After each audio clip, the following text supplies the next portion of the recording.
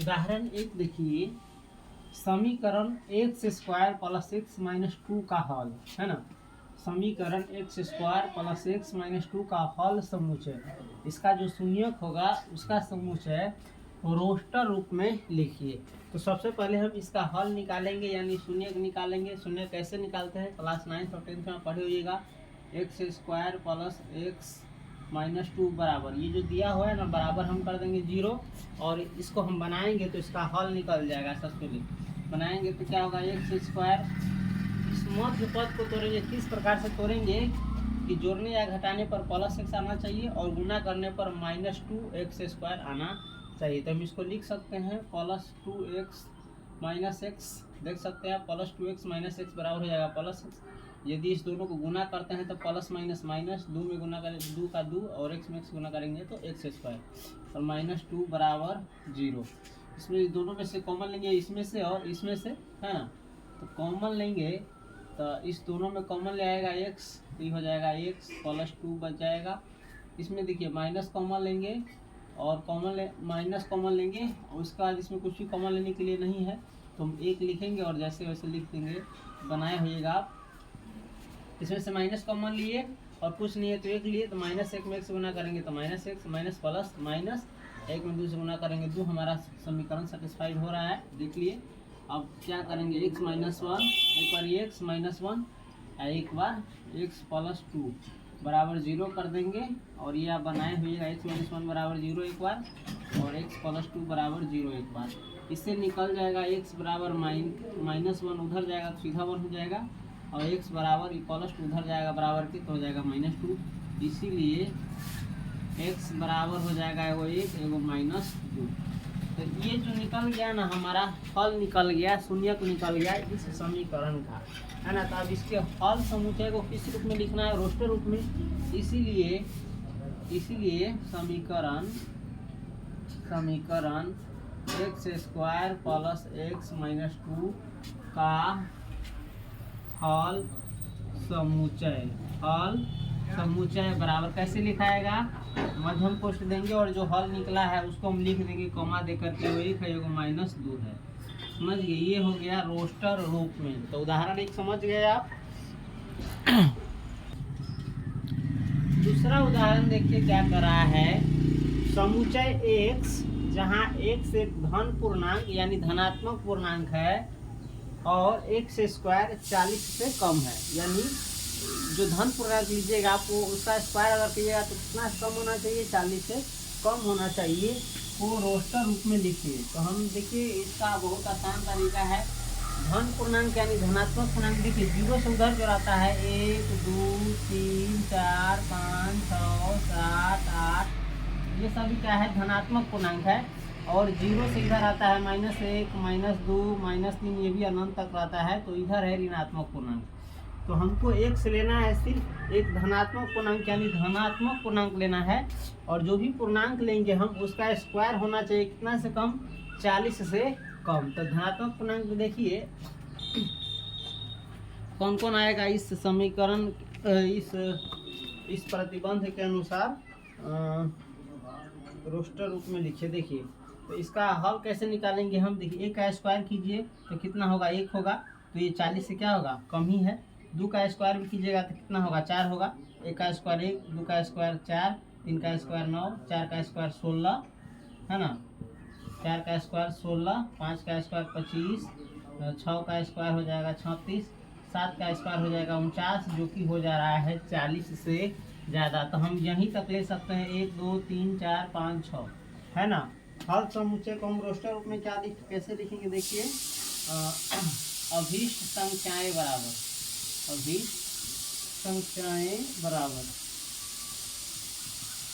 संख्याएं बराबर एगो 1 होगा क्योंकि 1 का स्क्वायर 40 कम हो रहा है, 2 होगा क्योंकि 2 का स्क्वायर 40 से कम हो रहा है, तो 3 4 5 और 6 होगा, है ना। इधर माइनस वाला नहीं लेना है क्योंकि हमको सिर्फ धन पूर्णांक यानी धनात्मक पूर्णांक लेना है, ऋण पूर्णांक नहीं लेना है। इसीलिए हल समुच्चय, इसीलिए क्या, हल समुच्चय हल समुच्चय बराबर कैसे लिखेंगे हम, मध्यम कोष्ठ देंगे और जो भी एलिमेंट है उसको कॉमा दे करके लिख देंगे 1 2 3 4 5 6। ये क्या हो गया, रोस्टर रूप में हो गया। एक से धन पूर्णांक और एक से स्क्वायर क्या है 40 से छोटा है। अब ये लिख लीजिए, इसका स्क्वायर करके देखिए, ये सबका स्क्वायर कितना से कम होगा, 40 से कम होगा। और ये किस रूप में है, वो रोस्टर रूप में है। उदाहरण 3 देखिए क्या कर रहा है, समुच्चय A बराबर 1 4 9 16 25 डॉट डॉट डॉट को समुच्चय निर्माण रूप में लिखिए। यानी समुच्चय निर्माण रूप कहते हैं इन सभी अवयव में जो गुण है उस गुणों को लिखिए। तो देखिए यहाँ देखिए 1 4 9 16 25 डॉट डॉट डॉट क्या है, यहाँ 1 4 9 16 25 डॉट डॉट डॉट सभी प्राकृत संख्या। कौन सी प्राकृत संख्या, प्राकृत संख्या देख सकते हैं। 1 का स्क्वायर है, 4 किसका स्क्वायर है, 2 का स्क्वायर है, 9 3 का स्क्वायर है, 16 4 का स्क्वायर है, 25 5 का स्क्वायर है, और इसी तरह से डॉट डॉट डॉट यहाँ सभी, यहाँ 1 4 9 16 25 प्राकृत संख्या इतना का वर्ग है। प्राकृत संख्या इतना है, अर्थात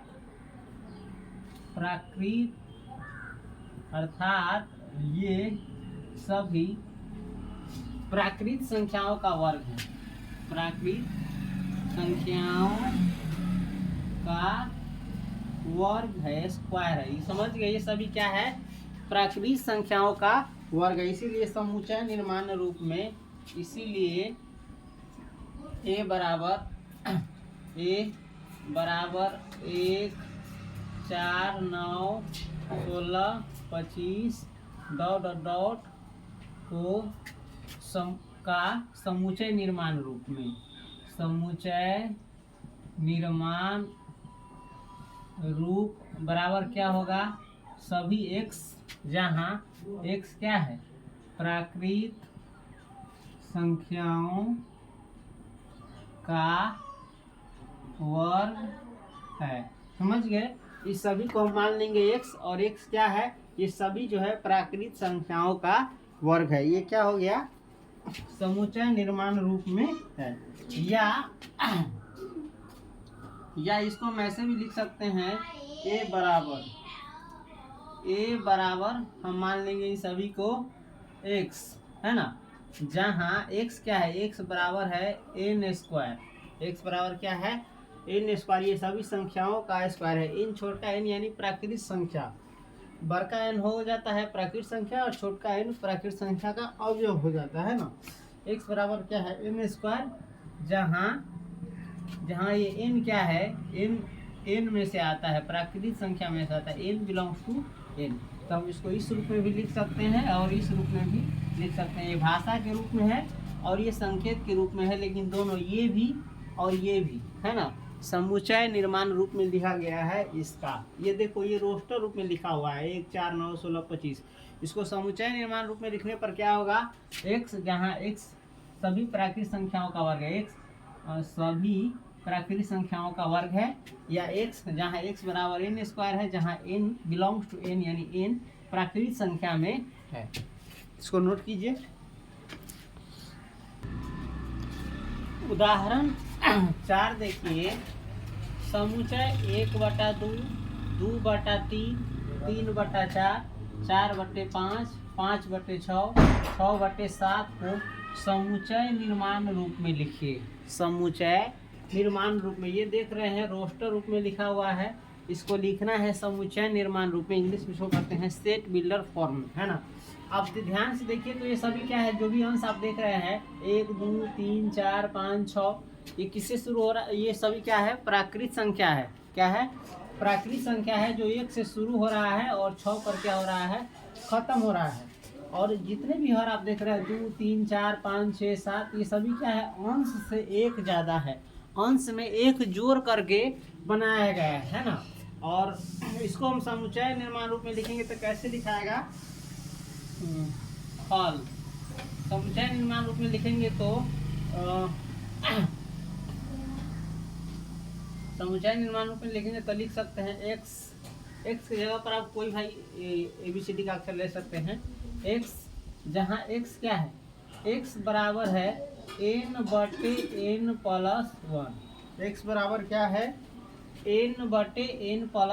n जहाँ पर क्या है, प्राकृतिक संख्या है, कॉमा n एक प्राकृतिक संख्या है। n क्या है, एक प्राकृतिक संख्या है। n एक प्राकृतिक संख्या है, प्राकृतिक संख्या है। और n की जगह पर आप कोई भी प्राकृतिक संख्या रखिए, एक तो एक हो जाएगा, और बटा एक में एक जुटेगा तो 2।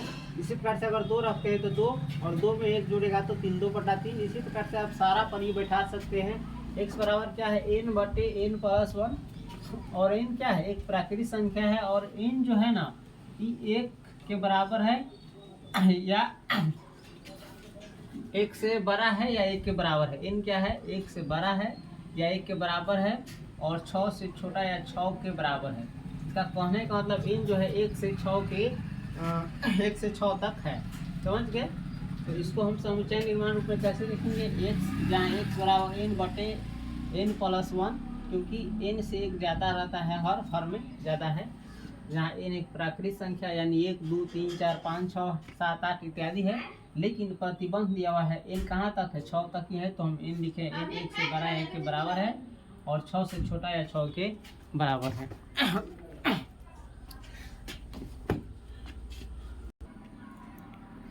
उदाहरण 5 देखिए, 5 छूट गया है। उदाहरण 5 कह रहा है बाईं ओर रोस्टर रूप में वर्णित, यानी बाईं ओर जो रोस्टर रूप में लिखा हुआ है, देख सकते हैं ये सब रोस्टर रूप में लिखा हुआ है। तो बाईं ओर रोस्टर रूप में वर्णित प्रत्येक समुच्चय का, इन चारों समुच्चय का दाईं ओर समुच्चय निर्माण रूप में वर्णित, दायां बगल जो समुच्चय निर्माण के रूप में लिखा गया है उससे सही मिलान कीजिए। मिलान करना है, तो देखो हम मिलान कैसे करते हैं। इसका मिलान करने के लिए जो समुच्चय निर्माण रूप है हम उसको पढ़ेंगे, उससे बनाने में क्या होगा, आसानी होगा। देखिए x कह रहा है, x एक धन पूर्णांक है तथा 18 का भाजक है। तो धनात्मक पूर्णांक क्या होता है, 1, 2, 3, 4, 5, 6, 7, 8, 9, 10 अनंत तक होता है। लेकिन कह रहा है x एक धन पूर्णांक है तथा 18 का भाजक है। तो 18 का भाजक कौन कौन होगा, 18 को कौन कौन काटेगा, तो 1, 2 से भी कटेगा 18, 3 से भी कटेगा, 3 6 18, 4 से नहीं कटेगा, 5 से नहीं कटेगा, 6 से कटेगा, 6 3 18, फिर 7 8, एक बार नहीं होगा, एक बार 9 होगा, 9 दूनी 18, और फिर होगा 18। तो इसका अगर समुच्चय निर्माण रूप में लिखेंगे तो कितना होगा, 1 2 3 6 9 18। तो देखेंगे हम इसमें 1 2 3 6 9 18 कहाँ पर है, 3 में है, देख सकते हैं 1 2 3 6 9 18। तो a का मिलान होगा किससे, 3 से। समझ गए? उसके बाद दूसरा देखिए, कह रहा है x, जहाँ x एक पूर्णांक है और x² - 9 बराबर 0 है। तो इस समीकरण को आप बनाइए तो सबसे बेहतर रहेगा, वरना अंदाजी में लगेगा तो हो सकता है गड़बड़ हो सकता है। गड़बड़ तो नहीं होगा क्योंकि ये हल्का है, लेकिन गड़बड़ होने की संभावना है। लेकिन ये हम तरीका बता रहे हैं उस तरीका से बताइएगा तो सही आंसर निकलेगा। x² - 9 बराबर 0 है तो हम बनाएंगे x² - 9 बराबर 0। या x² बराबर हो जाएगा सीधे -9, उधर जाएगा बराबर के तो सीधा 9 होगा, या x बराबर हो जाएगा √9, या x बराबर हो जाएगा सीधे √9 को अगर बाहर निकालिएगा तो एगो होगा -3, एगो होगा सीधे +3, या इसी को लिखा जा सकता है, एगो 3 होगा, एगो -3 होगा। तो देखेंगे हम इस बाईं ओर वाले ऑप्शन में 3 और -3 किस में है, तो देख सकते हैं आप 4 में है, तो b का मिलान होगा 4 के साथ, b का मिलान होगा 4 के साथ। समझ गए? उसके बाद सी में देखिए तो क्या कर रहा है, x, जहाँ x एक पूर्णांक है, पूर्णांक जानते हैं 0 से दायां बगल 1 2 3 4 5 6 इत्यादि, और 0 से बायां बगल -1 -2 -3 -4 -5, ये सब क्या है, पूर्णांक है ना। तो कह रहा है x एक पूर्णांक है और x + 1 बराबर 1 दिया हुआ है, जिसको हम बनाएंगे x + 1 बराबर 1 दिया हुआ है, या x बराबर हो जाएगा 1, और इस +1 को हम बराबर उस बगल भेजेंगे तो -1 हो जाएगा, या x बराबर आ जाएगा 1 में से हो जाएगा 0। तो हम देखेंगे हमारा 0 जो ऑप्शन है किस में मिल रहा है, तो 0 आप देख सकते हैं 2 में मिल रहा है, तो हमारा सी का मिलान होगा 2 से, सी का मिलान होगा और 2 से। अब एगो जो बचा हुआ है उसको आप डायरेक्ट मिलान कर दीजिए, कोई दिक्कत नहीं है। और फिर भी आप देखना चाहते तो देख सकते हैं x क्या है, सब प्रिंसिपल का एक अक्षर है। तो प्रिंसिपल का अक्षर कौन होगा, एगो पी, एगो आर, एगो आई, एगो एन, एगो सी, एगो आई। देखिए फिर टी नहीं होगा दोबारा। रोस्टर रूप में जो है ना एगो ऑब्जेक्ट को, एगो अक्षर को दोबारा, एगो चीज़ को दोबारा नहीं लिखा जा सकता है। तो पी फिर से नहीं होगा, सीधे होगा P R I N C I, एगो होगा ए, एगो होगा एन। 1 2 3 4 5 6 7 8 है ना। अब देख सकते हैं प्रिंसिपल शब्द रोस्टर रूप में कहाँ लिखा हुआ है, यहाँ लिखा हुआ है P R I N C A L. तो हमारा डी का मिलान हो जाएगा 1 के साथ। अगर हम इसको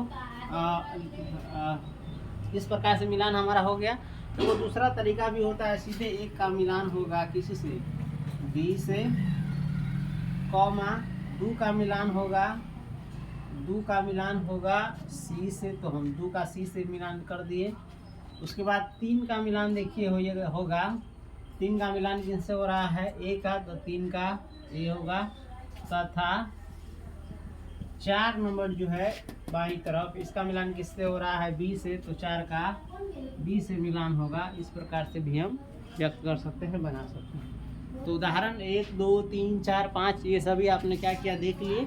इसके बाद हम प्रश्नावली 1.1 को बनाएंगे।